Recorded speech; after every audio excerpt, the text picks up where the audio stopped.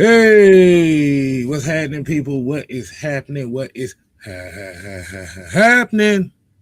You are now tuning in to the Heavy Hitters. Boom. Let's go.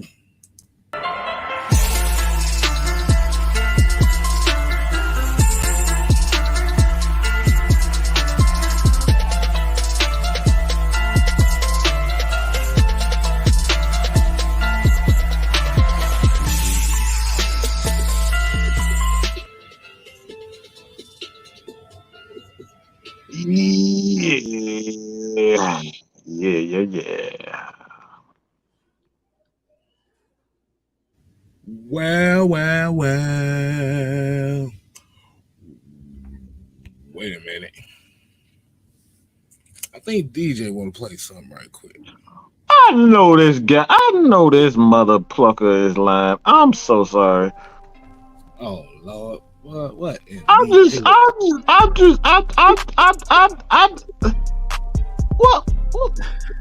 Justin Fields just named himself one of the top 5 running quarterbacks in NFL history.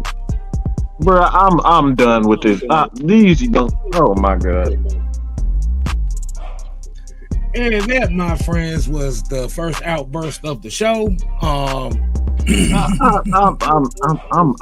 gonna be good. I'm gonna be good for the rest of the show. I need to get off Twitter. That's all. Just get off Twitter, Mike. Yeah. I hear you. What's going on, people? What is going on, man? Like I said, we have replaced this week's Tuesday show, and we going 3 minds, 1 goal. The Heavy Hitters is in your building. I am your host, the 6-Man K Styles, aka High May, Billy number 6. To the stage left, as you already know, this is the villain cylinder Palpatine, Mad Mike Sports. Right. And you already know, with a bunch of wild heads, you need a minister to calm down the troops. This is why we call him the calm before the storm. Mr. Jew Talk Sports is in the building with us. We are the Heavy Hitters. ATL, ho. So, before we kick this off the right way, Mike, dude, what are the 3 words that we got for the people? We got to hit them up with the real. Well,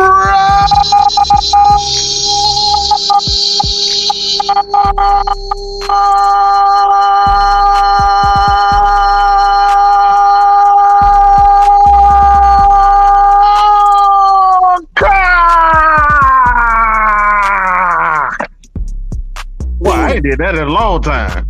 That's a long time, boy.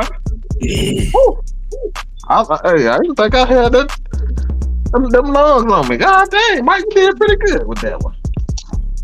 You won't get that for another month or 2. You got your soprano on with that one. Yeah.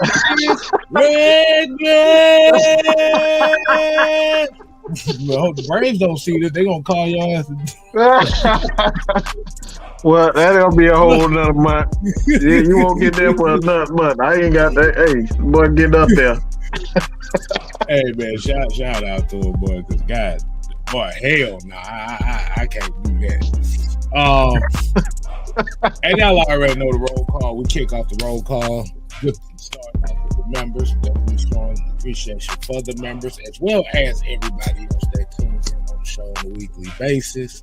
But today's roll call, we gonna kick it off with Big Ant, Andrew G. We got D. Coleman. And that's it for the members right now. So let's go ahead and get to the rest of the family. $199, y'all. Cause y'all all $1.99, family. $2.99 for Jew, and $4.99, $1.99 from the. Come on, man. I know we worth a couple bucks a month. This $2.99. Okay, just hit that membership. All right, for y'all. Y'all will be first in line for everything, including our merchandise coming real soon. So I know we worth $2 a month. Come on, y'all. Come on. $2 a month. That's all we asking for. I pay more for a bag of chips, right? Just a bag of Cheetos, okay? The 99-cent kind, the 59-cent kind. We didn't even ask for that one. High quality H2O. Yeah. Now, I had to go get mine too. Now for the family, man, we got Lee 85, we got Joseph Thornton, Robert Ponder, Pat North, Miss Pamela Johnson. We got Raymond Elder, Dreddy, Brian Peoples, Jay Diaz, Jonathan Rozier, Nicholas Dixon, Bubba Gump, Kenneth Lewis, Kev Sports and Gaming, King Quest 710, another PR, about whatever, Old Chicken Holler, Marcus Bell, Southside 12, Mucho Grundy, Ghost Peppers, ATL Leo. We got Daniel Berry Sports Highlight, Todd Mullins, Terry Lloyd. Terry Lloyd. We got the residential coach in the building, Coach Yes, sir. And we got Ultra Shadow 97. That's one of our wrestling buddies right there as well. Oh, so absolutely. Definitely shouts out to him as well. So, all right, we're going to go ahead. We're going to cut the music. We're going to go ahead and get the main show started. All right, fellas, how are we doing this evening, man? How are we doing? Feeling good to have the three minds back together. I know everybody been missing the heavy hitters, but look, my son basketball season, his summer league, then wrapped up. So y'all should see a lot more of the heavy hitters as we get into full swing. We know the rookies are at mini camp or training camp, and it should be ramping up next week with the veterans being in training camp. So you guys know as the season ramp up, y'all gonna see a lot more of the heavy hitters, man. So it's good to be back with you guys. Hey, man, it's always good, man. It's always good because they about sick and tired of me and Mike already. We caused a little bit too much trouble, just a little bit. Yeah. We kind of caused a lot of trouble in the Atlanta Falcon content creator space. But it's all good, man. Hey, like I said, 3 minds, 1 goal, all is one. That's what we do around here. So, as y'all already know, how we do this shows right now is we call it the first kickoff segment. First down kickoff segment. And today's first down kickoff segment, we're going to let the minister run point on what he want to get off his chest or anything he want to talk about, man. So, floor is yours, Drew. Yeah, I kind of want to talk about the whole running back thing, but I don't want to jump the gun because I know Mike said he was going to talk about it. So, y'all go ahead and get that super chat, Kay. Somebody just dropped the super chat. So, all right, let's see. And today we kicking off the super chat extravaganza with Todd Mullins with the 1999. We appreciate it, man. That's how you gotta do it. Said my favorite Falcon channel by a lot. We definitely appreciate that, man. Man, that's a blessing. That really is. It's just a blessing for us to even do this. I know a lot of the majority of the Falcon fan base looks at us as heathens, cold assholes, all that stuff. But hey, if they ain't talking about you, then you ain't doing something. We definitely appreciate that, man. Wallace Smith, King Richie, Drew, what is happening? Appreciate y'all tuning in, man. Go ahead, Drew. Yeah, so I don't know, Mike. You want to go ahead and run Go point? go ahead. Go No. ahead. Go ahead, Juke. It doesn't matter. I can always. I got a big head for a reason. Okay, yeah, I didn't want to steal your thunder, but as you guys know, this is not really Atlanta Falcons related, but it's going to relate what we're talking about tonight about the salary cap and stuff like that. And are we building the team the right way? But you guys know that Saquon Barkley's been in the news. Josh Jacobs, a lot of these running backs are complaining about not getting paid. And as you guys were on y'all show last night, I was, in the chat as I am usually, and I had a light bulb kind of go over my head because I just thought about why the running back market is so suppressed or why these running backs, why they're not being paid. And kind of what came to my mind was first off, I had put in the chat last night about Ezekiel Elliott, him getting that big contract, Christian McCaffrey getting that big contract, and how those guys, after getting those big contracts, really didn't live up to the contracts. Mm-hmm. Um, and then I also put in the chat, and I wasn't taking shots, but I was like, trading Julio Jones was one of the best things the Falcons ever did. And the reason I basically stated that is a lot of the times, especially with a Julio Jones, if you go pull up Julio Jones stats after him being traded from the Falcons, we gave him like a $66 million contract for over 3 years in 2019. And basically, as Falcons fans, like me, I know before I was a content creator, we don't want to see our star players move on and play in a different jersey. Like him going and Mm-hmm. playing for the Titans, him going and play for the Tampa Bay Buccaneers. To me, Julio Jones just didn't look right after seeing him, for years in the red and black. To seeing him in light blue and dark blue, seeing him in them Titans colors, and then seeing him in the Man. Buccaneers uniform, it just looked off. He didn't even look like Julio Jones in those uniforms. And we know that as fans, just emotionally attachment, we get attached to the players.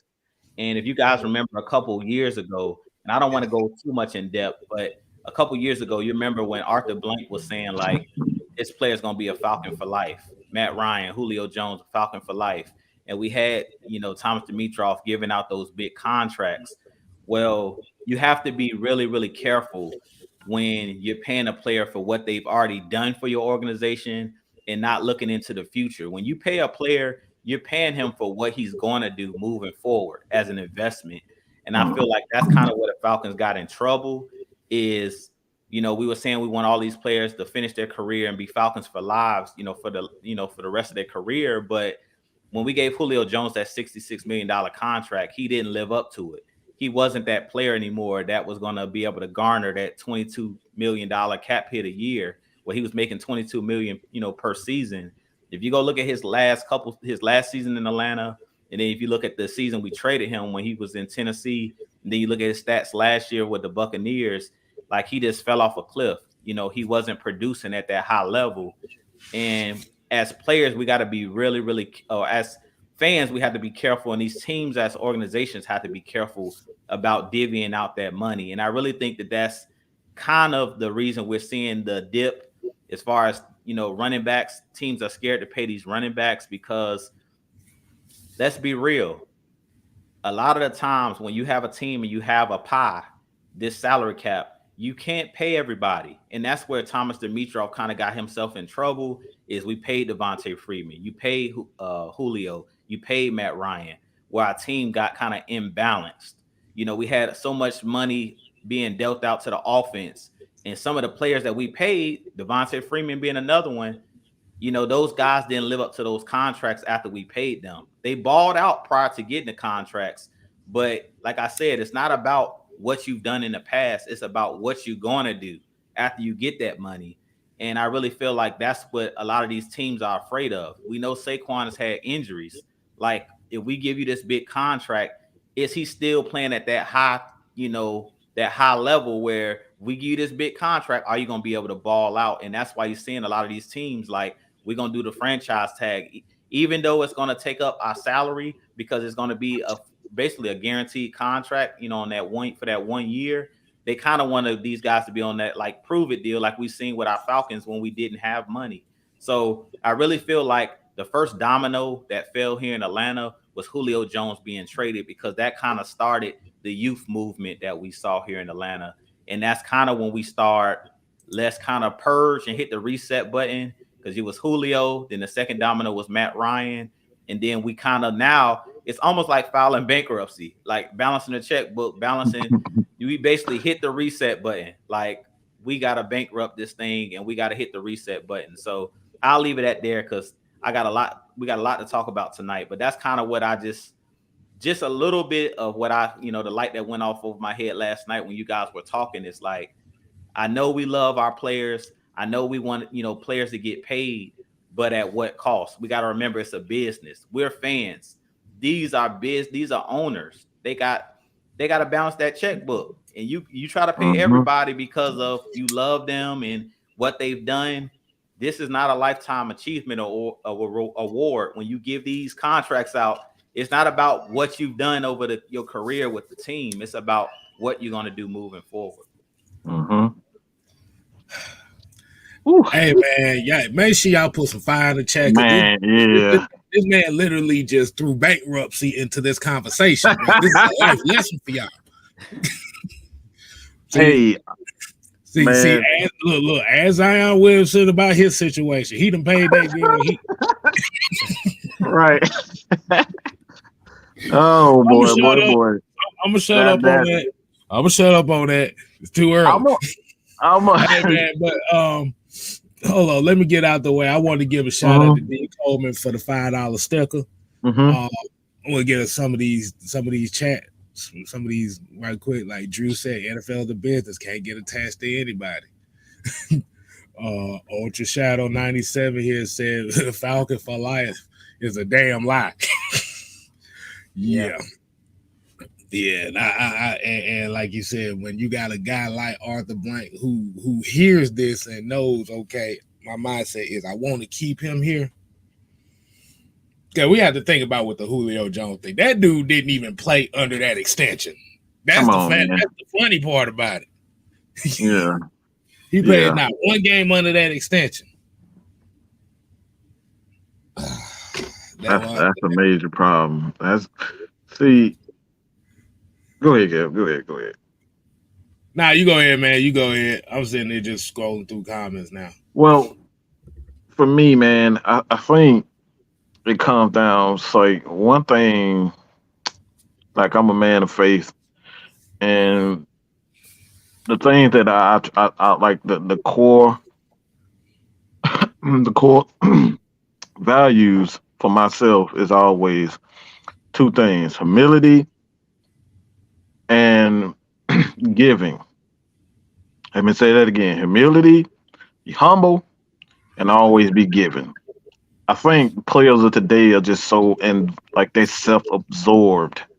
They believe that just because you are one of the most, the biggest contributing factors when it comes down to a particular team or organization, they think they should. Yeah, I'm the quarterback. I'm the one of the main reasons why this offense is moving or the defense is moving. They take for granted that nose tackles or play a tremendous part. Just ask a guy like Derek Thomas, Lawrence Taylor, Julius Peppers, like all these guys. Every position on the field has a value, and I think this is one of the major reasons why the media has played, a horrendous job in the downside and the upside of quarterbacks getting paid so much money. The media and the fans. And I kind of go into depth, and I'm gonna drop that later tonight as far as the salary cap is concerned. But I think too is just everybody think that they just because you're good that you're guaranteed to have a career like Julio Jones, or to be worshipped like a Julio Jones, or to be worshipped like a Matt Ryan or Tom Brady and all those guys. Like, end of the day, it's your life. And you got to be humble enough to say, like, if I don't get this big contract, my career isn't a failure because I didn't get a big contract like a Julio or man. Like, come on, bro. It's like it's different positions and people have different skill sets. Just because it's like that in New York doesn't necessarily mean that you should be put heads above a guy in Atlanta or Jacksonville. I think that's where a lot of players are are at, and they're spoiled, rotten, and that's just the truth of the matter. You spoiled, rotten, and you think just because you have a good season or you are the best player on that offensive team that you should be treated better than everybody else. And this is why I look at it, Derrick Henry, and I'm disgusted by him. I'm just gonna be real. I'm disgusted by him because he was the one who his career was in the shitter. And if it wasn't for Arthur Smith really coming around and and believing in him, that like he would have been proclaimed as a bust. Saquon Barkley, like you lucky to even be in the league after you tore your ACL, to be honest, because like most teams wouldn't even giving you an opportunity to have a second contract. And I understand that you want a contract, but like offensive line, you don't dip like you don't hear none of these damn running backs right now uh that they're proclaiming that want more money. You never see them talk about my offensive line. Austin Eckler ain't talking about his offensive line opening up holes for him. He's freaking selfish. You don't hear? Did you hear Derrick Henry say anything about his offensive line? Nope. Do you hear that Dalvin Cook say anything about his offensive line? All of them thinking Nope. about themselves. They thinking about themselves. When we saw Jamal Anderson after he scored his touchdown, almost every time he'll do the dirty bird and hand it to his offensive lineman, his offensive lineman to spike it. We don't see this from these offenses. They're selfish. Okay? They're selfish. They're not humble and they want more. And like I said, wanting more is all cool and all. But like, let's give respect to the guys like the offensive linemen that are putting their body on the line 70, 80 snaps every single game. And we talking about a running back. They might get 30. He might get 30 carries. But we disrespecting the offensive linemen. They're getting hit every play. Defensive linemen, they're getting hit every single play. You're not getting hit every single play, running backs. You're not getting hit every single play. These are offensive linemen. These are the quarterbacks that get hit almost every single play. Quarterbacks, 60, 70 snaps, they getting hit.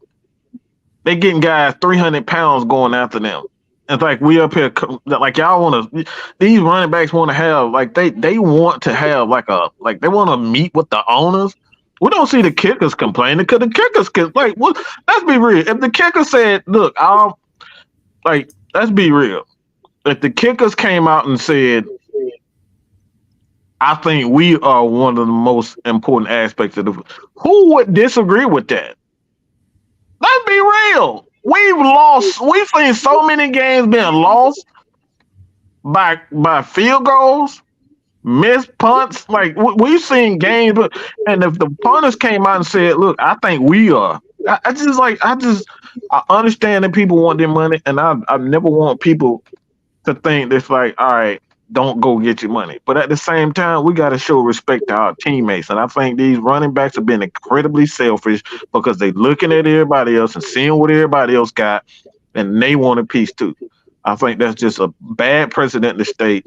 And I think if it's going to change, we need head coaches like Arthur Smith to put their foot down and say, I don't care what you want. If you're not going to play under the team dynamic and we're not going to do as a family, I don't want you here. I don't care how good you are. I don't want you here. We're going to do this together as a team. And I think that's what needs to be the foundation, not getting every penny that you can make. Like I got so much to say about that. I just, like I said, man, I don't like to see individual players crying over like money when you making $15 million a year. Like, come on, man, get out of my face. Yeah, I mean, like I said yesterday, man, and Jew, What is the main key phrase that you say about running backs every? Draft one every year, bro. Like I said it last night. Like it sounds ruthless. It sounds ruthless. But as I was just sitting, like I said, I was just brainstorming. Last night when y'all were doing y'all show, and I kind of thought about like this is how you guys got to think about it. Y'all always bring the Kansas City Chiefs. They're a team that y'all talk about a lot because they had to reinvent themselves. They moved off of Tyreek Hill because he was on that same stuff. Like I want my money, and they had a decision to make. Like when they sit in these meeting rooms and you got the GMs, you have the coaches that's putting the team together, they got to look at, the scouts, they got to look at, okay, we can't afford to pay Travis Kelce, we can't afford to pay Pat Mahomes and the Cheetah. So which guy's the most dynamic, meaning he can do multiple things? Is it going to be Travis Kelce or is it going to be the Cheetah? And they decided to go with Travis Kelce, and they turned out to be right because they won another Super Bowl without Tyreek Hill. So that just goes to show that a team is always bigger than one man. Like when they made that move, I was even like, I don't know, we're gonna see, how it pans out. But it goes to show you when you have a team and you build your team the right way. And in their instance, like I mentioned, you can't pay everybody. And I feel like with our Falcons, how we're building our team is we're putting the money in the trenches. And I think you guys know I've been, clamoring for us to do that for years. It's like put the money in the trenches. Running backs are a dime a dozen. Like you guys got to think about it. Running backs, the reason I say draft them every year, it's not to be disrespectful to Saquon. It's a lot of great talents out here. But you went down a list, K-Styles. As I was looking at the video, Barry Sanders, Curtis Martin, like we can name pretty much every team back in the day had a really good running back. They're a dime a dozen. But if I'm a scout personally, if I'm the GM and I'm putting a team together, would I rather get rid of a Devontae Freeman that we had or keep a Jake Matthews? I'm just being honest. Me who actually look at film, for me, it's harder for me to find a gem at offensive line than it is at a running back. To me, a running back position is like mainly the eye test. I can see a running back, watch his highlights and be like, okay, yeah, that kid, he's special. But you know how many running backs we would talk about in this draft? I looked at K-Styles and we were like, man, Tajay Spears. Like it was like 10 to 15 running backs in this draft that we were like, they'll be good in the NFL. I can't do this. I can't say the same thing for those guys in the trenches. It's hard. It's hard to find offensive linemen, and that's the reason why I feel like the Falcons are building the way that they're doing it, and that's kind of the reason why, with the running back market, I really feel like it's kind of went. They're not getting paid that top dollar because they're a dime a dozen. We seen Pacheco for the Chiefs, a 7th round pick, like he was a starting running back. Like we seen them doing it, by committee. Him, Jerick McKinnon, Clyde Edwards-Helaire, like. They seen you can do it by committee. You don't have to have that Derrick Henry. And if you look at most of the teams that are consistently winning, the Patriots, y'all talked about them last night. They're a team that always did it by committee. They never really paid a running back top dollar because you don't have to.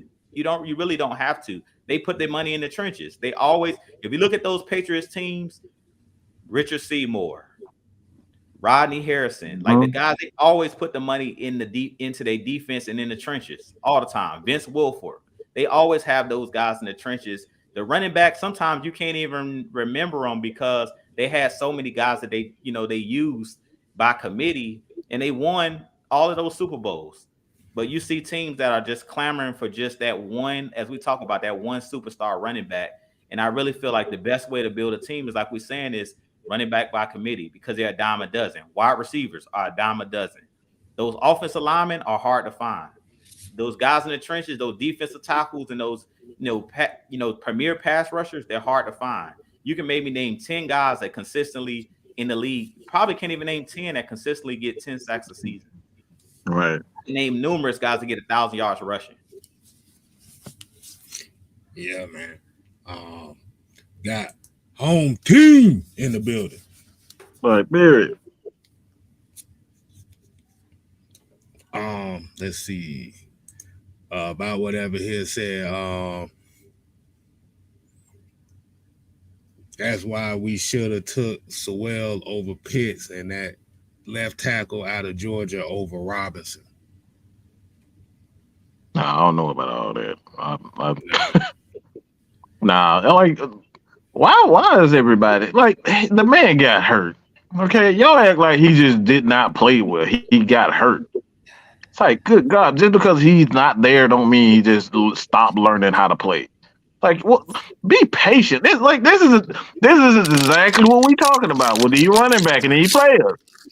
Everybody get just because a guy ain't there, we just say, all right, he not. If we would have gave up on Julio after he broke his foot, we would have missed out on one of the greatest wide receivers in the history of the game.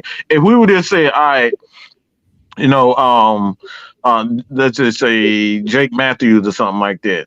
You know what I'm saying? It's like forget the Jake Matthews. You know, he had a year where he wasn't the greatest left tackle. Like he struggled his first year. He struggled his second year, kind of finding himself, and then third. And from that point on, it's like he found his most. Like we got to give these guys time to to to progress, man. And it's like it's just like if a guy isn't there, we just want to throw him away and find the next great thing. And like what you just saying, man, it's like you gotta be patient with these players, man. And you just have to you just because you never know like with these defensive linemen, there's not many defensive linemen in the league that you can find and say, all right, he's gonna be a superstar. We still looking for it. It's been 10 years since we had a Johnny Abraham. You know what I'm saying? It's been 10 plus years since we had a Johnny Abraham. We still looking for edge like him. This is the reason why you gotta be patient with these guys. I know the Jets probably kicking themselves for letting Johnny Abraham leave like that. It's a lot of players that like if we would have gave up on them in 3-4 years, it's like I just be patient. That's all I say. Just be patient. Kyle Pitts is going to be fine. They're going to get him the ball.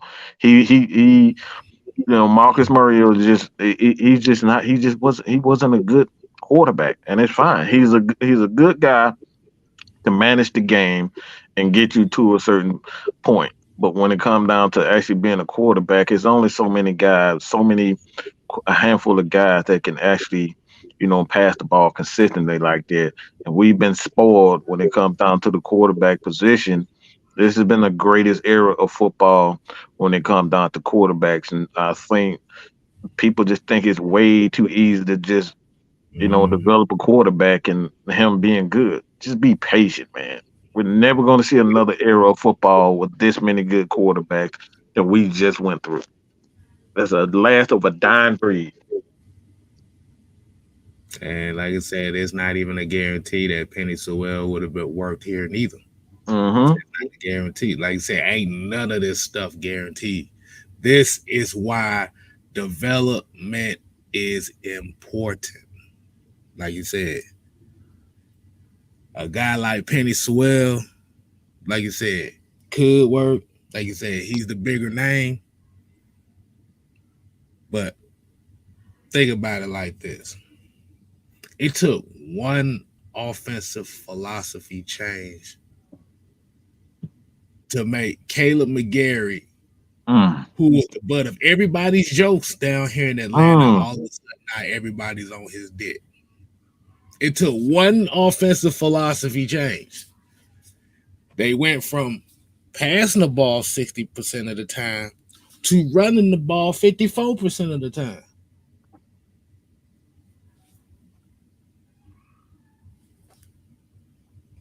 And like I said, I'm gonna be 100% honest with you. I think Matthew Bergeron may be a better pick. And like I said, maybe a little bit down the line, but I think Matthew Bergeron may actually end up being a better offensive lineman than Penny Sewell. So that's my hot take on that. Let's go ahead and get right into tonight's topic, man. Like you said, hey, that was a good one right there. And like I said, tonight's topic, we are going to do this right. as we already done seen the interview, as Calais Campbell has always been saying that they're building something special. Um, we're going to talk about how the cap managing of this regime may potentially set this team up for success in the long term, as well as short, medium, and long term. And what we're going to do with this one, we're going to let, since this idea was brought up to us by the minister himself, we're going to let him go ahead and run point on this one, man.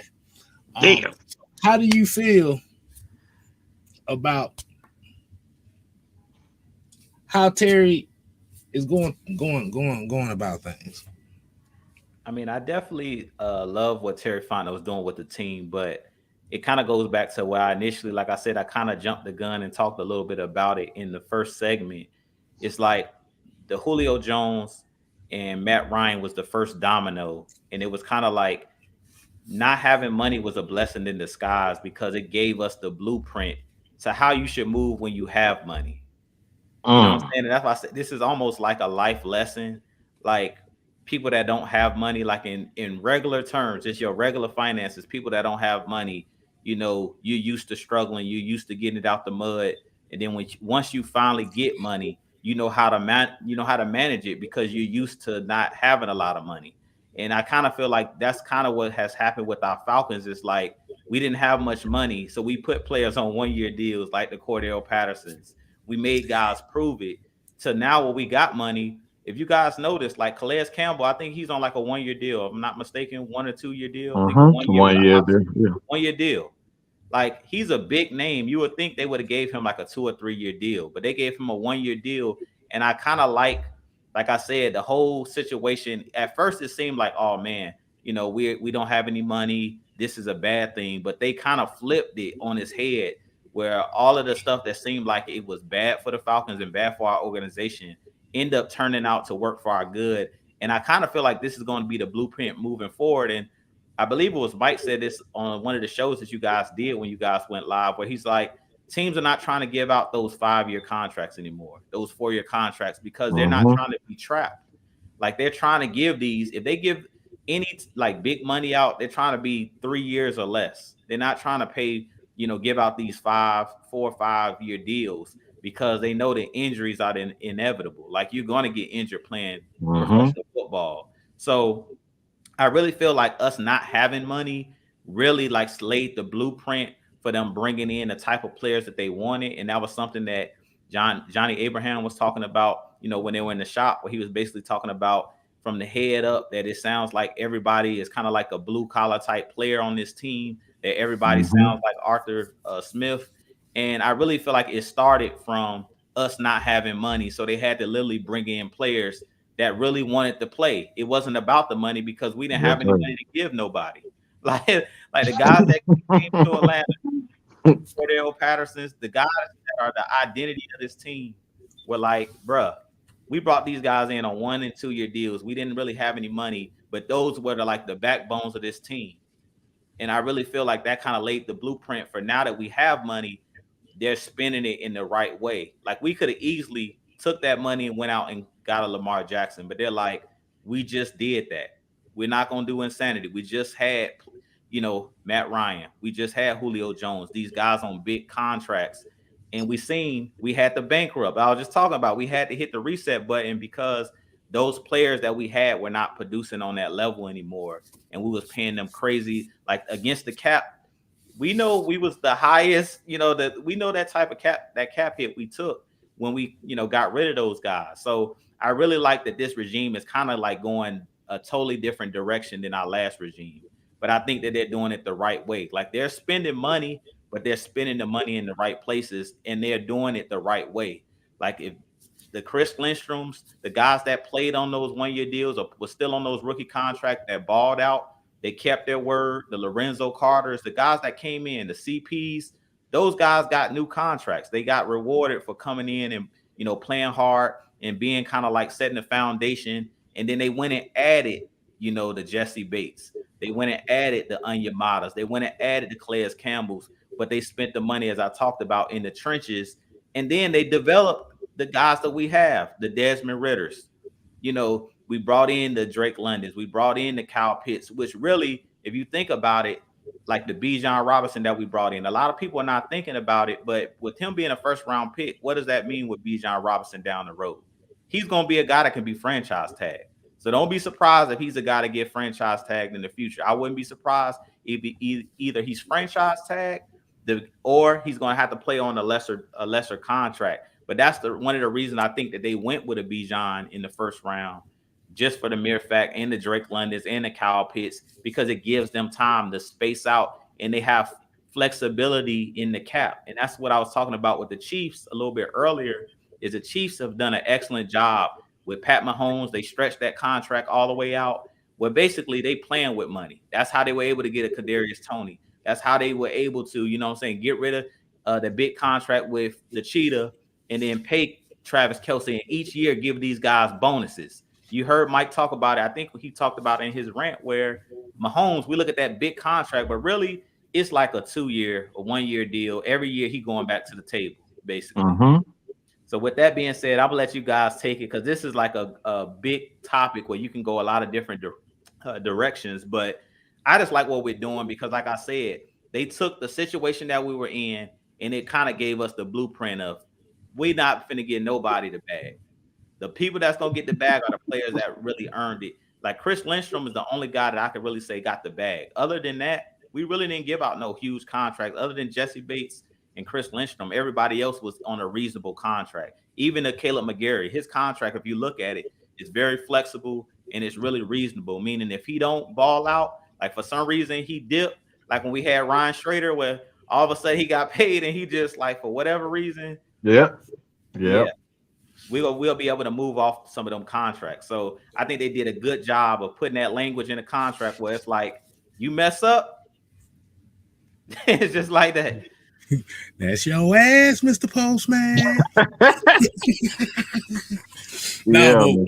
But kind of what you're saying about that money part, even with the Jesse Bates deal, when you look at Jesse Bates deal, it's really only a 2-year deal, because that's where most of his money is going at.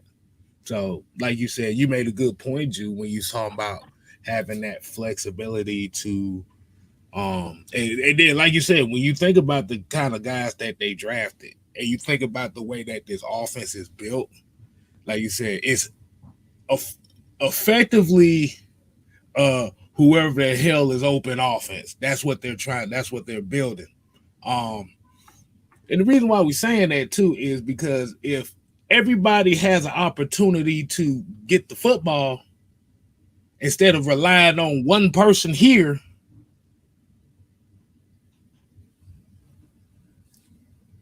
that guy right there, that one person offense where you relying on that guy, gets big bag. But when you're setting it up to where everybody gets a chance, that one big bad guy ain't gonna get no money like that. Because at the end of the day, when we're looking at these contracts, a lot of times it's all about, are you a free agent at the right time and what your numbers look like. Like I said, Patrick Mahomes, the Kansas City Chiefs could cut Patrick Mahomes after 2024 and not get a cap hit. And his contract ends in 2031.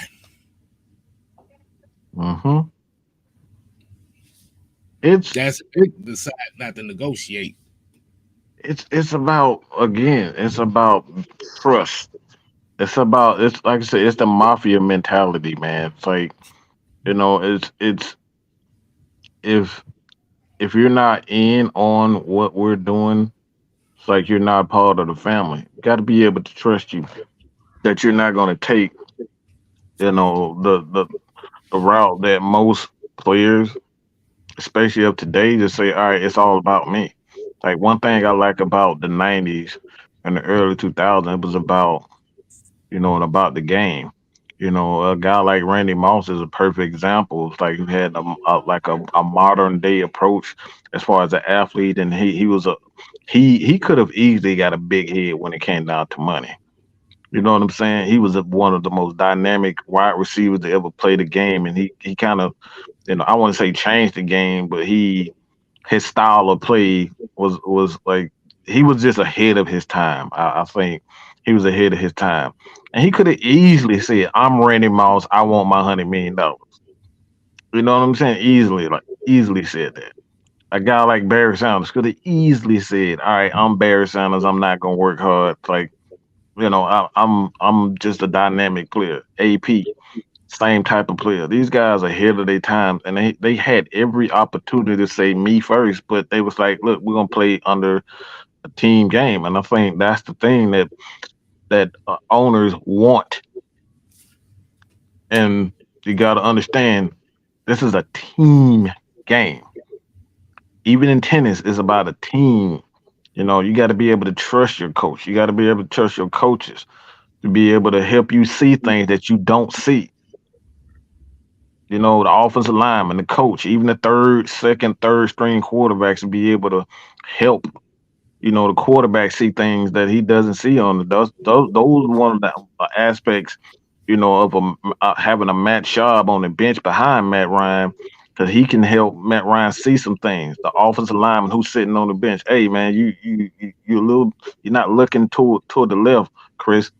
This guy's doing this. You know what I'm saying? He can watch you on the sideline while you're doing these types of things. And that's why I say, it's selfish for these players to be asking for more money, because you do have coaches that are helping you develop as a player. You got offensive linemen that's helping you develop as a running back. They're opening these holes, man. You know what I'm saying? Like the fullback, one of the most disrespected positions in the history of football is the fullback position.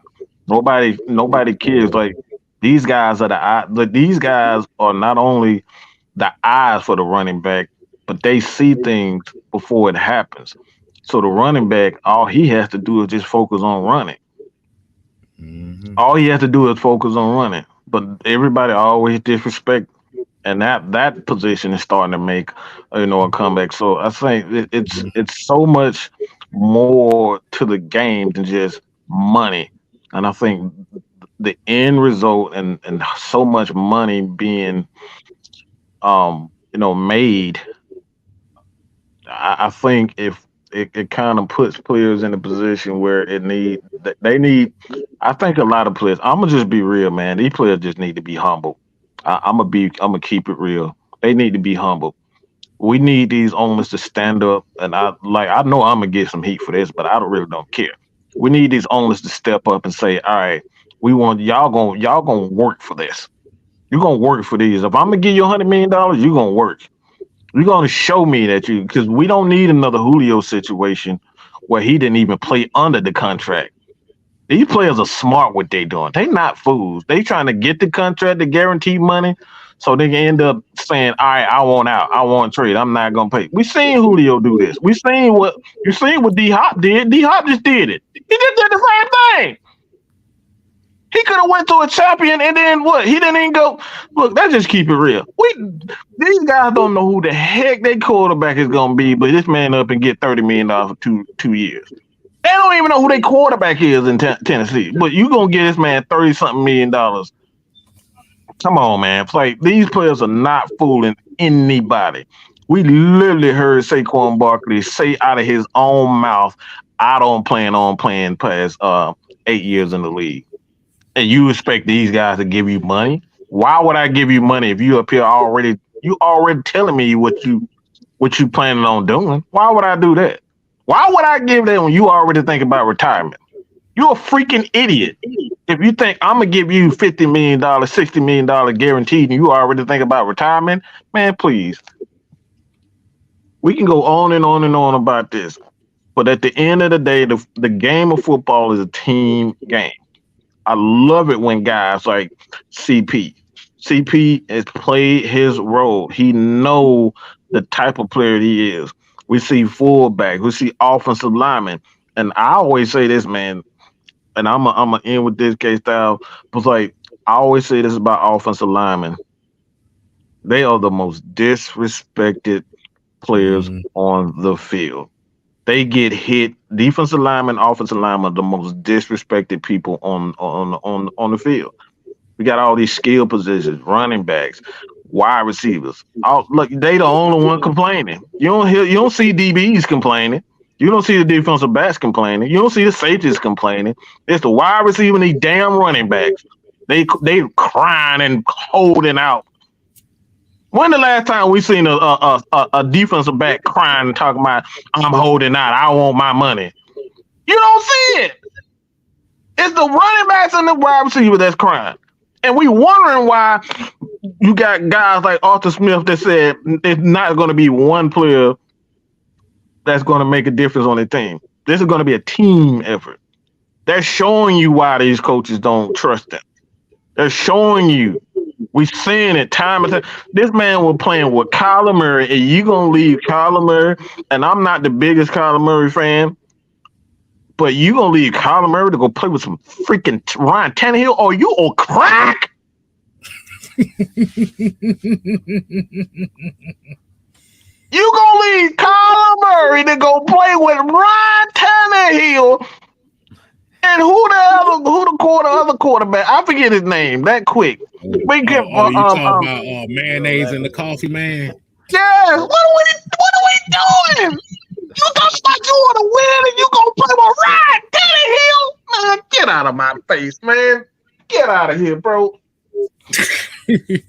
Hey, man. Hey, we gotta definitely shout out D West 34. What's happening? We new member. Pick up the pieces. Hold on, I thought I had them popping up. What was that?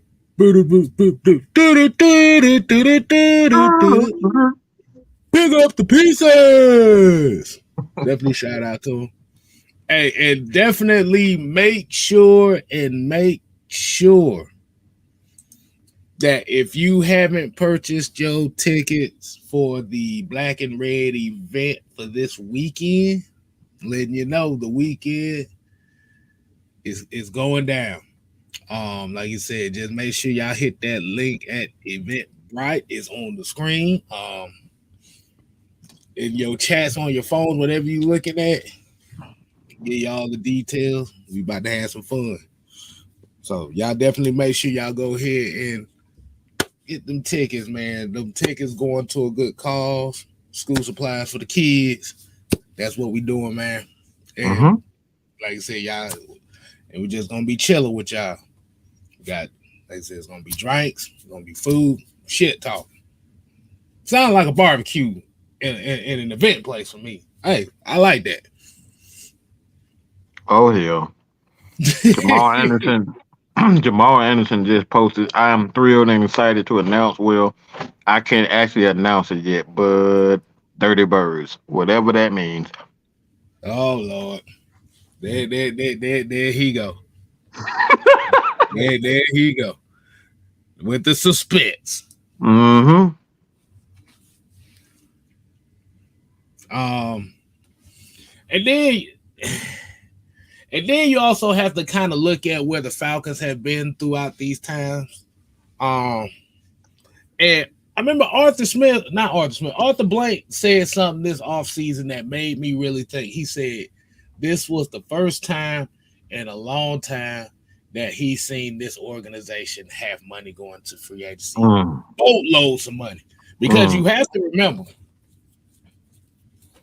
really the last time the Falcons had that much money going into free agency was pre-2003. Because if you remember correctly, about 2003, 2004, we saw Michael Vick get one of the biggest contracts that a quarterback ever got in NFL history. Am I correct? It was like 10 years, $130-something million. Yeah. That's the first time a quarterback ever got that much money. Right. So that took up, and what a lot of people don't talk about with that contract took up at least 40% of the cap. Now remember, this is the same team where you got Ward, TJ, Keybrook, and Patrick Kearney, D'Angelo Hall. You got all these guys, but it's kind of like I said, that's why I was saying it's kind of hypocritical to say about such and such Matt Ryan's contract taking up a lot of space where this wasn't the first time we've seen this. Then you turn around, you had that little break with Joey Harrington and such, but you still was paying for Michael Vick's contract. Then you turn around and draft Matt Ryan. You have to remember when Matt Ryan was drafted, that was back then when them first round pick quarterbacks, especially in the top 10, were damn near getting $70 million a year. A lot of people don't remember that. Mm-hmm. So that was already taking up a lot of cap in itself. That and then, like you said, after you got dealt with that, and then you got extension to go with that, and then you got Matt Ryan winning the MVP, so they gave him another one. So yeah, that's what I said. This is really the first time in almost 20 years that the Falcons were able to make, like, when I'm saying big splash, like a big splash free agency and spend a lot of money. Yeah. So this is why this team, as far as what Juice talking about with the cap situation, this is why they are a little bit more attention to details, especially on how they want to build this team. Because if you look at the draft, the last 3 drafts that they had, their first round picks was Kyle Pitts, tight end, Drake London, wide receiver, Bijan Robinson, running back. Now, when you look at the tight end position on average ain't making as much money as the wide receivers. Am I correct? That is correct, sir. Okay. You already seeing the running backs crying right now, so at this point in time, the running backs ain't getting no money like that compared to the wide receiver. Now you got a wide receiver, but when you have a bunch of dynamic players everywhere around, that wide receiver is not necessarily needed to catch 1,500 yards. They have 1,500 yard seasons. Mm-hmm. And while in doing this, you're developing guys like a Matthew Bergeron. Like I said, you gave Chris Lindstrom the contract. You get Caleb McGarry stayed for almost $40 to $50 million less than what he would have gotten free agency. That's a great point. That right there. Like I said, you still developing Drew Dahlman. You still got Matt Hennessy. Hey, like I said, Javon Gwynn, even though he was a 7th round pick, like I said, he could be a major factor here in a couple years. It just depends on the development. Like I said, they're trusting. I don't want to say trusting the process because all that shit is gonna remind me of that Philadelphia Philly shit. I don't want to talk about that stupid shit. But by developing these players, and then also by you, those major skill positions, not necessarily have to worry about getting big money until about 2026, 2027. That gives you ample time to prepare. If that gives you ample time to prep and prepare for the time where if Arnold Ebiketie, D'Angelo Malone, Zach Harrison, and these guys can get to that next level. Because as you already know, those markets are coming down just a little bit, slightly, because now the defensive tackle market done went the hell up. That's why majority of the defensive tackles that's on this team are either free agents or undrafted free agents for a reason. So they paying attention to all the markets and all the positions. Mm-hmm. And that's how you strategize. Shout out to Grady Baby 81 with the $2.99 super sticker. 99.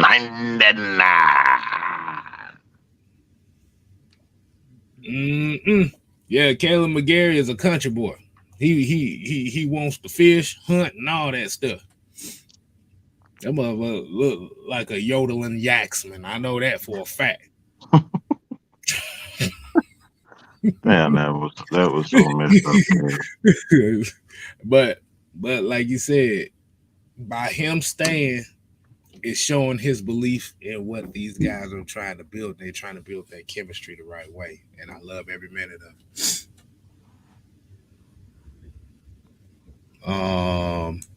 Let's see. So, let's see. Hold on. We got this comment right here. Ghost Pepper said the pieces are in place for our Birds to make some serious noise this year. I look at the offseason moves the Birds made, and I can't think of another year where we made so many quality additions. Yeah. Yeah, you got I guess we go ahead. We're gonna go ahead and answer this.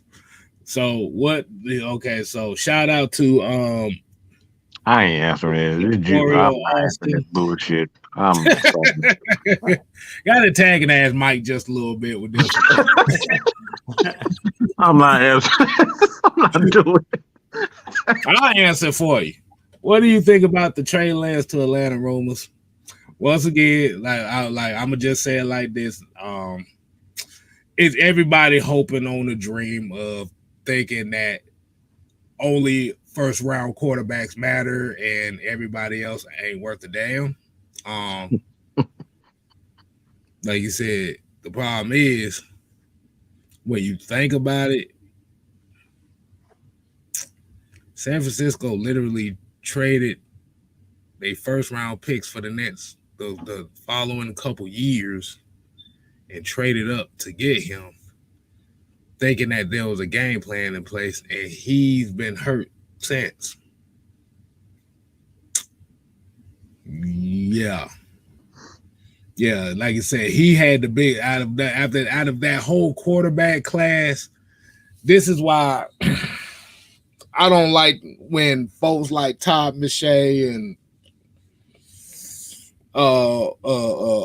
buster ass motherfucker Mel Kiper Jr. always talk about quarterbacks that got a long way to go but have the high ceiling type thing, because what ends up happening is now you're putting all the pressure on him to be this savior guy, especially for a guy that only played 10 college football games, from which somebody told me that he's won more games in college than Desmond Ritter. I'm like, are you sure about that? Because I remember Trey Lance only played 10 games. Played 9 his sophomore year, and he played 1 his senior year because he sat out. That was the COVID thing. He sat out after 1 game. Like I said, I wouldn't buy into no Trey Lance to Atlanta. Go ahead, Drew, because I'm not answering this shit. You answered it, Kay. Like, Desmond Ritter's our starting quarterback. As Bill Belichick would say, we're on the Cincinnati. like we already know Desmond Ritter he's a starter. Like, this whole Trey Lance, I mean, I think we've seen it legitimately. Every quarterback that nobody was on Twitter. Somebody was saying they coming to Atlanta. Whether it was Derek Carr, whether it was any available quarterback, they on their way to Atlanta. Like, Desmond Ritter is our starting quarterback. We have 2 quarterbacks on our team. We have Taylor Heineke we just signed under contract. Why would we bring in a Trey Lance or trade assets when make this make sense? Mr. Irrelevant. The 49ers would rather have Mr. Irrelevant than a first round pick. Make that make sense. Yeah, I mean, like you said, regardless on where a guy's drafted, even if it's just a quarterback we could throw quarterbacks in clue, because for some reason it always seems like with other positions it don't matter where you drafted, but with the quarterback position it's all about where you drafted. Like it don't matter at the end of the day. It's all about what system you fall into and can you fit into that system. Because every quarterback in this league is a system quarterback. People we had a whole. don't want to hear that part, but I'm like, yeah, every quarterback is a system quarterback. That's why they are successful in said systems that they play in. We've seen Patrick Mahomes. He's been in the same Andy Reid system here since he done got drafted. We've seen Drew Brees in the Sean Payton offense for damn near 14 damn years. Mm-hmm. I actually had a big argument with Sam and LaTravis over this. Just based on what Kev just stated, like this is why I don't personally believe that quarterbacks suck. Most quarterbacks don't suck because they just like, all right, they have no talent. That's why you see them in college, and then you have certain players that's in the NFL. They're not great in college, and then they get in the NFL, they're great. Drew Brees is a perfect example of that. Tom Brady is a perfect example of that. He wasn't great in college because he wasn't in the right system, and then he went to the NFL and became one of the best quarterbacks to ever play the game. Drew Brees, he wasn't great in college at all, and he was a pretty good quarterback. But like most of these guys didn't have their success in college. They got to the NFL and then got in the right system. And this is a controversial take. I get so much heat for saying this because I don't believe a quarterback. Most quarterbacks. Now you do have quarterbacks that are just complete ass. I'm not saying that these guys are just trash. You do have that, but like most of these quarterbacks, if you put them in an RPO system, you put them in a run based system where all they have to do is just manage the game and not make too many. You don't have to throw the ball 40, 50 times a game. Like some quarterbacks aren't good when they have to throw the ball 30 plus times a game. Like if you had asking them to say, all right, go win the game for us by passing, most quarterbacks are going to fail. But when you put them in an offense where they can run the ball, check the ball down, and just, control the tempo of the game, most of the time these guys are going to be good and they're going to be adequate. That's why you got guys like, for a perfect example, like Brett Favre was that. When he was out there throwing the ball 40, 50 times a game in Atlanta, he wasn't no damn good. You know what I'm saying? He wasn't no good. It wasn't no good when he was out here asking him to throw the ball because we played that run and shoot. And the run and shoot is a throw first offense. We throw, and then we run. That's why he failed. And then you put him in, a balanced system in the West Coast offense in Green Bay. You saw the best of Brett Favre come out because he worked on the fundamentals, and they worked on him just getting rid of the ball, getting the ball out of his hand quick, and not taking too many chances. But when you slow a quarterback down, you put him in a certain system, most of these quarterbacks are going to be, pretty good. They're average at best. But like, I don't believe most quarterbacks suck because they suck. I think that you got to find the right system for each quarterback. Yeah, because I about to say y'all damn show ain't gonna put Tom Brady in a Lamar Jackson type system. Come on, that you see, I'm saying that that'd be crazy, man. Can you imagine Tom Brady running quarterback powers 10 times man, a game? Come on. That'd be crazy, man. You're not gonna like, and then like you said, and that was also kind of like one of the issues that like a couple quarterbacks had, like with Alex Smith and Matt Ryan. Like I said, if you look at their careers as far as dealing with offenses, they're very similar. Because remember, Alex Smith didn't get a consistent offensive coordinator until about year 7. They was changing offense. They were changing offenses like we change draws around here every year. New offensive coordinator. Next year, offensive coordinator. Hurt. Next year, offensive coordinator. And that's also where Matt Ryan was kind of going down that path, because you have to remember he was going through offense coordinator, boom, offense coordinator, boom, boom, boom.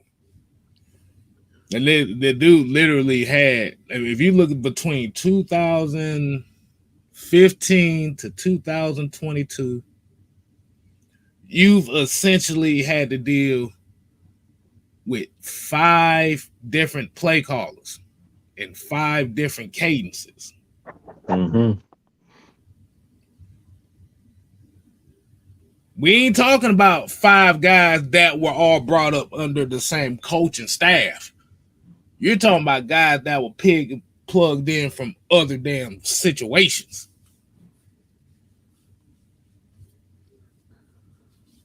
So that's why I say it's very important to have that stability. That's all I'm saying. That's Southside said, I'll pay to see Tom Brady run the read option system for But he already retired because he was afraid he was gonna get his head blown off by damn Grady Jarrett. It gave him flashbacks of that game against the damn Colts when they was it the Colts? No, it was it the Colts or was it Buffalo when they knocked his block off? I think it was like back Bills. in 2001. The Bills when they knocked his it might have been the Bills. They knocked his block off, boy. He had reminiscences of that. He's like, nope. Mm-mm. Yeah, I think it was Nate Clements who did it. I think it was Nate Clements who did that. Yeah, he knocked his whole helmet off. No, boy, he not, boy. Boy, he knocked the referees into him. Hey, Drew, I want you to hit this question up right here. Mucho asked it. Algier and Robinson together total 2,000 yards, 14 touchdowns. Is that a successful season? I think the hot take, the Falcons will be a top 3 rushing team, hands down, this season. I don't know the number. I really don't care, to be honest. Like, I've been saying all these different numbers about Ritter. Like, they were talking about over or under passing yards, 2,600 and all this. I don't care about numbers so much. So I care about wins and losses. That's what I really care about. I mean, last year we ran the ball really well. So I don't expect nothing different this year. I mean, you got CP, Algier, and Robinson. To me, that's the best trio in the NFL. So I expect those guys to ball out. But at the end of the day, I just want to see wins. So I'd rather see over or under on wins. I really don't care. I mean, I think we can easily go over 2,000 yards rushing, but it's going to be that trio like CP, Algier, and Robinson. It should have all 3 of their names there. But as far as touchdowns, we're a run-first team. Like, so I expect this year, like I said, I wouldn't be surprised if we're a top 3 rushing team because we were top 5 last year, and we're a better rushing team.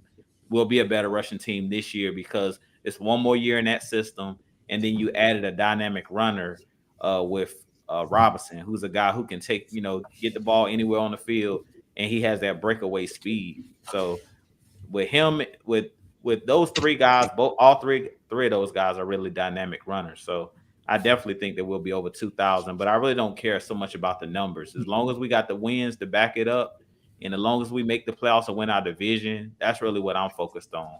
Like, we have no reason not to win the division. All right. We got Uncle Steve's Lounge in the building. What's happening? What's happening? He look like he's got a question for the family. Says even with the upgrades on defense this offseason, any chance we reach out to Ngakoue, Justin Houston, Smoot to build up depth? I say the more the merrier. Hell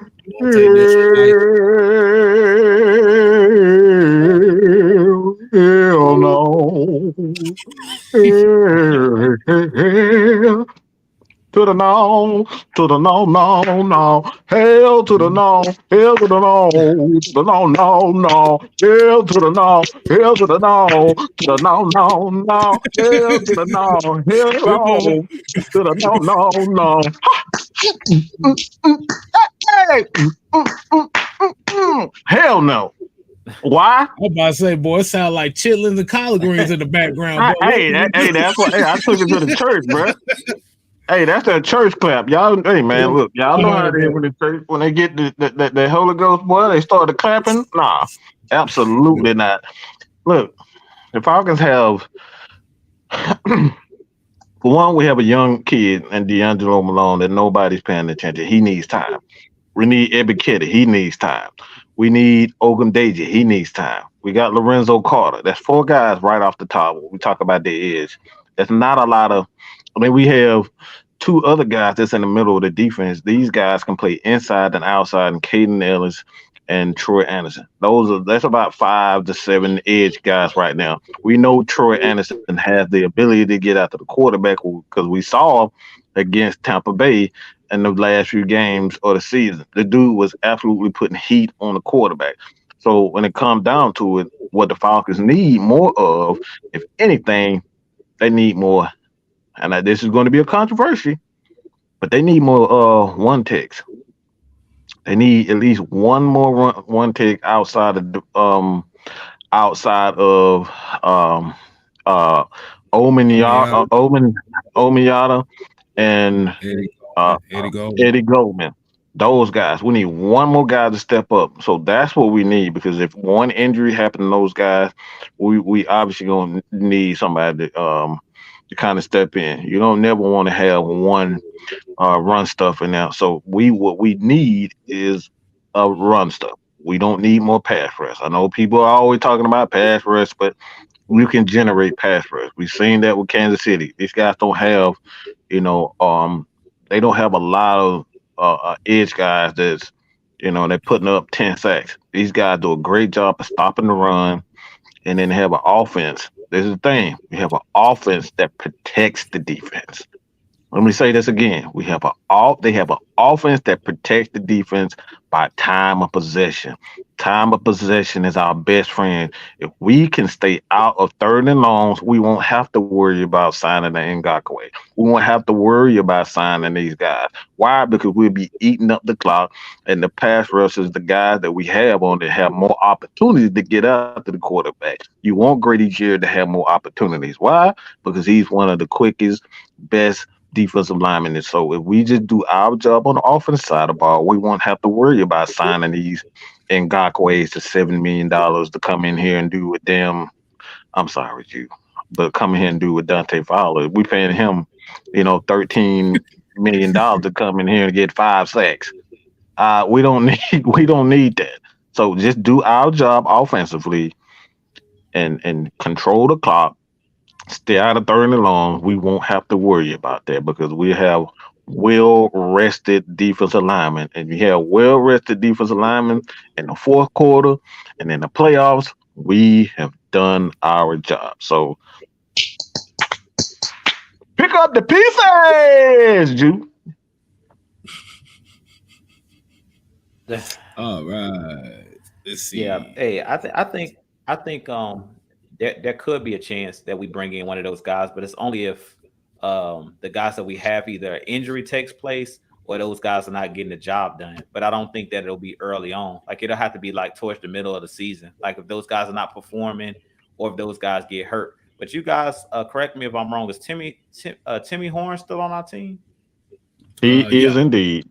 Okay. Yep. Timmy Horn, yeah. He's another guy that can play the one. So we got a ton of, like, we said at the defensive line, to be honest, that's probably our deepest position. Like, the defensive line right now is set. Like Mike was saying, we're set. But the only way I see them bringing in like a Justin Houston or Ngakoue is if, like, those guys, somebody gets hurt in that rotation that he mentioned, or if those guys are not producing. If those guys are not producing, then I can see them going in and bringing in like a Justin Houston or somebody that'll put more pressure on the quarterback. But as he mentioned, prepare to see Michael Walker on the edge, prepare to see Troy Anderson, and prepare to see Caden Ellis also come off the edge. So that'll kind of cut down, because our linebackers are also, if you guys see the video that Mike put up a couple weeks ago when they showed Michael Walker basically looks like he was working on pass rush moves, that's because our outside linebackers or our inside linebackers at times will be outside linebackers as well. Right. Hold on. There's a couple questions here. I'm gonna get this one.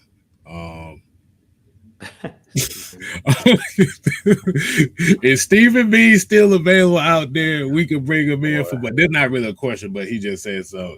Now this is a definitely hold on. You would like to get that question. You would like that.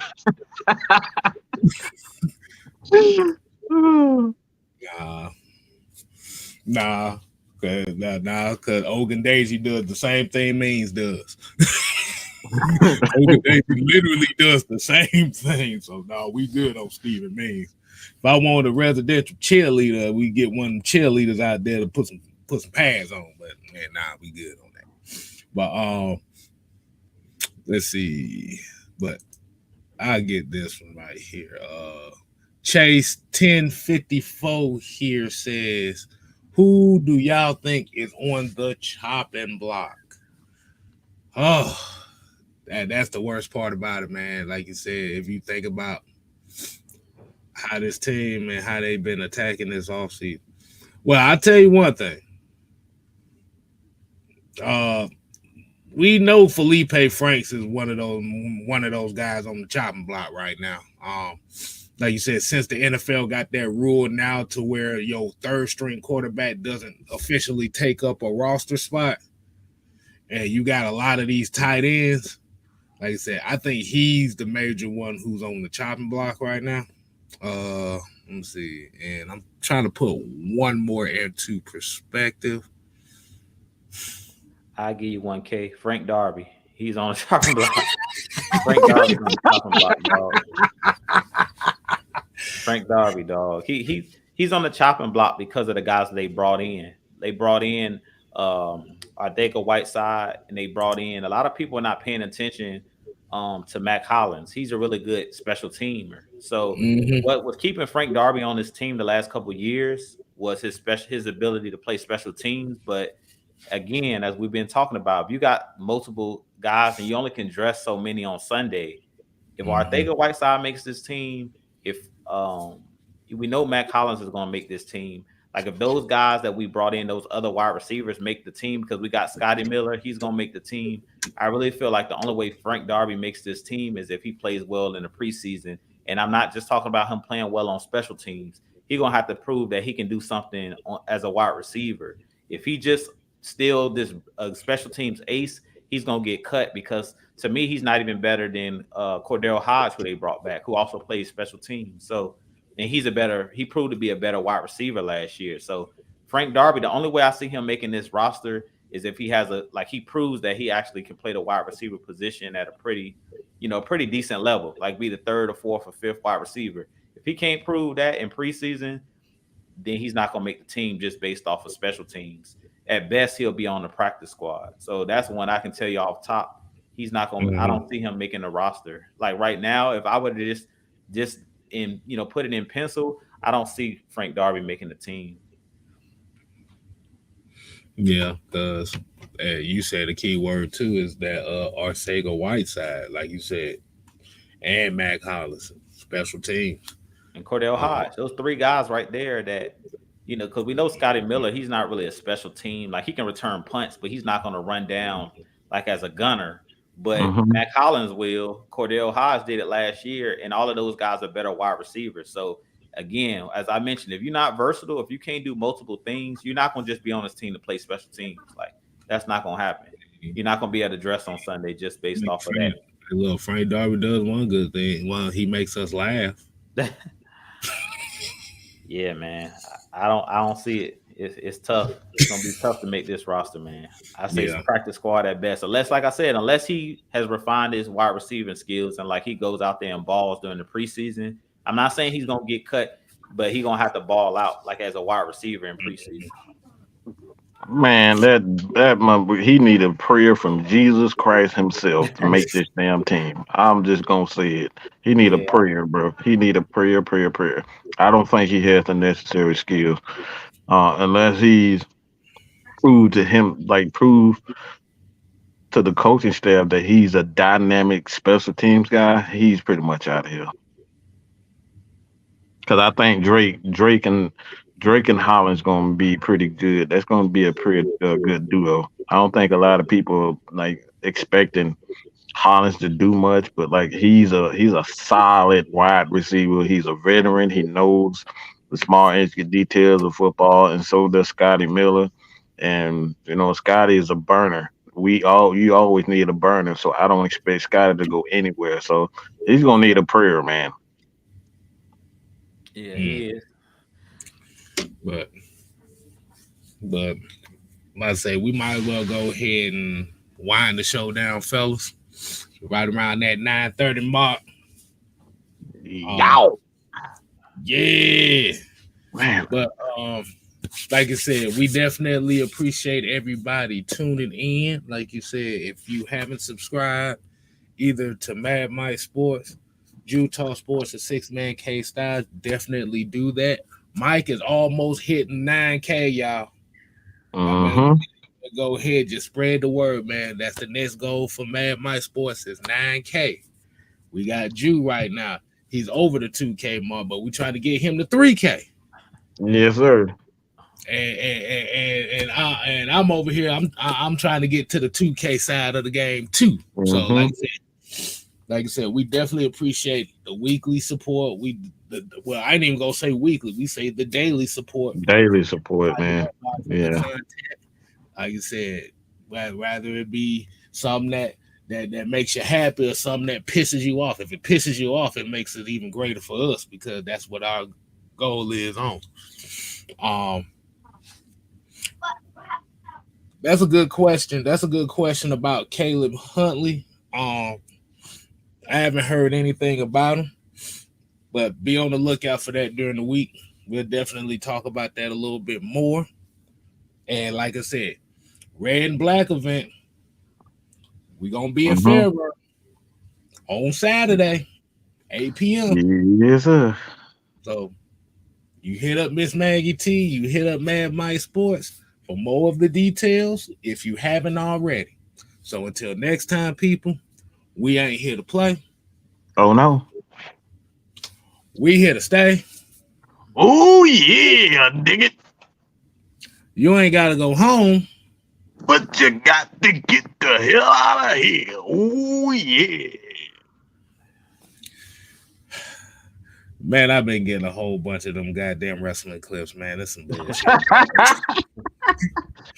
Hey man, look, y'all need to head over that. Bro, I'm loving wrestling right now, man. That like it's